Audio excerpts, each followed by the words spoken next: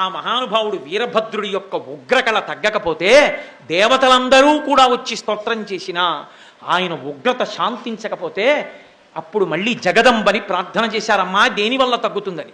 అమ్మవారంది నా 16 కళలలో ఒక కళ భద్రకాళీదేవిని పంపుతున్నాను అంటే ఆ భద్రకాళీదేవి వచ్చి అశ్శరభ దశరభ అశ్శరభ ధరభ అంటూ ఆడింది. ఆయన ఏం లెక్క పెట్టాల, అంతే ఉగ్రంగా ఉన్నాడు. ఇలా కాదని ఆ భద్రకాళీ స్వరూపం గోదావరి నదిలో స్నానం చేసి పైకొచ్చింది. పైకొచ్చి కన్నెపిల్లగా కనపడింది. కనపడేటప్పటికీ ఇంత ఉగ్రస్వరూపము తగ్గిపోయి ఆమె చిటికిన వేలు పట్టుకుని మన ఇద్దరం పెళ్ళాడదామన్నాడు అని నడిచి వెడుతుంటే మునిమండలి కనపడింది. మునులు కనబడ్డారు. వాళ్ళు వీళ్ళిద్దరికీ మాకిద్దరికీ వివాహం చేయమన్నాడు. ఇద్దరిని ఒకే పీట మీద కూర్చోబెట్టి గబగబా పేటేసి ఒక పీట మీదే కూర్చోబెట్టి ఇద్దరికీ పెళ్లి చేశారు.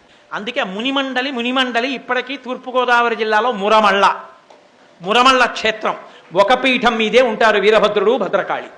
కాబట్టి ఆనాడు వీరభద్రుడు అలా శాంతి పొందాడు. ఆ రోజున వీళ్ళందరూ సత్యలోకంలో బ్రహ్మగారి దగ్గరికి వెళ్ళారు. అంతటి మహానుభావుడు పరమశివుడి జోలికి వెళ్ళమని మీకెవరు చెప్పారా? వెళ్ళి చేతులు కాల్చుకున్నారు. పదండి వెళ్ళి ప్రార్థన చేద్దామన్నారు. వీళ్ళందరినీ తీసుకుని మళ్ళీ కైలాస పర్వతం మీదకి వెళ్ళారు. అయిపోయింది, జరగవలసిన కార్యం నిగ్రహించేశాడు మహానుభావుడు. తన కుడి తొడ మీద ఎడమ కాలు పెట్టుకుని ఎడమ చేయి ఎడమ మోకాలు మీద పెట్టుకుని నారదాది మహర్షులు చుట్టూ సేవిస్తుండగా చిన్ముద్ర పట్టి ప్రశాంత వదనంతో మర్రి చెట్టు కింద కూర్చుని ప్రశాంతంగా దక్షిణామూర్తిగా కూర్చున్నాడు.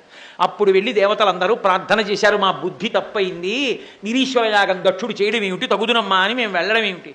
ఈశ్వరా, మీరు తండ్రి, మేము చేసిన తప్పిదాన్ని మీరు కాకపోతే ఎవరు క్షమిస్తారు, కాబట్టి మమ్మల్ని క్షమించండి అని ప్రార్థన చేశారు. పరమశివుడు ఉదారు. వెంటనే ఆయన వాళ్ళు చేసిన తప్పిదాలన్నీ క్షమించి ఒక్కొక్కరికి ఒక్కొక్క వరం ఇచ్చాడు. భగుడికి మళ్ళీ చూడగలిగిన శక్తిని ఇచ్చాడు. పూషా అన్న ఆయనకి యజమాని దంతములతో పిండి పదార్థం తినేటట్టు పాయసాన్నం తినగలిగేటటువంటి వరాన్ని ఇచ్చాడు. అలాగే తల తెగిపోయిన దక్ష ప్రజాపతికి గొర్రె తలకాయ పెట్టించి మళ్ళీ ఆగిపోయిన యజ్ఞాన్ని పూర్తి చేయించాడు.